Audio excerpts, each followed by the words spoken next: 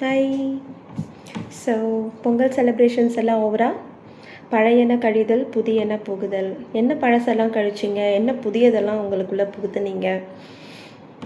So பழைய சுபாவங்கள், பழைய கோபங்கள், பழைய எரிச்சல், பழைய பகை, வன்மம், இதை எல்லாவற்றையும் தீயிட்டு கொளுத்துறது போல் நம்ம கழித்துட்டு புதிய எண்ணங்கள், புதிய தீர்மானங்கள், புதிய நட்பு, புதிய ஒரு மனிதனாக நம்ம மாறுறது தான் இந்த தை திருநாளோட நம்மளோட ரெசல்யூஷனாக இருக்கணும். ஓகே, ஸோ இன்றைக்கி ஒரு குட்டி கதை. ஒரு அடர்ந்த காடு, இருட்டாக இருக்குது அந்த காடு. அந்த காட்டுக்குள்ளே ஒரு மின்மினி பூச்சி சந்தோஷமாக பறந்து போயிட்டே இருக்குது. சடனாக பார்த்தா ஒரு கருநாகம் சர சர சரன்னு அது பின்னாடி வந்துகிட்டே இருக்குது. அது வேகமாக பறக்க பறக்க இது இன்னும் வேகமாக பின்னாடி வந்துகிட்டே இருக்குது. ஒரு பாயிண்ட்டுக்கு அப்புறம் அந்த மின்மினி பூச்சி முடிவெடுத்துச்சு, என்ன தான் இதுக்கு பிரச்சனை அப்படின்னு திரும்பி பார்த்து, என்ன பிரச்சனை உனக்கு? நான் உன்னை எதாவது ஹார்ம் பண்ணேன்னா, உன்னை எதாவது கஷ்டப்படுத்தினேன்னா, உன்னோட தேவைகள் எல்லாம் ஏதாச்சும் நான் எடுத்துகிட்டு போயிட்டேன்னா? இல்லை அப்படின்னு சொல்லிச்சு பாம்பு. அப்போது ஏன் என்ன இப்படி பின்னாடி துரத்திட்டு இருக்க?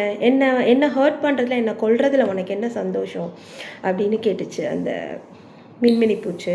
அதுக்கு அந்த பாம்பு சொல்லிச்சு, எனக்கு உன்னோட லைட் இருக்குல்ல, உன் வெளிச்சம், அதுதான் பிரச்சனை அப்படின்னு சொல்லிச்சு.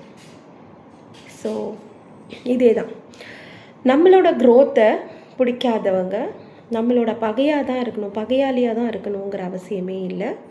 நம்ம கூடவே நண்பர்களாகவும் இருப்பாங்க, உறவாகவும் இருப்பாங்க, அதாவது நம்ம கூட வேலை செய்கிறவங்களாகவும் இருப்பாங்க, என்னவா வேணாலும் இருக்கலாம் அவங்க.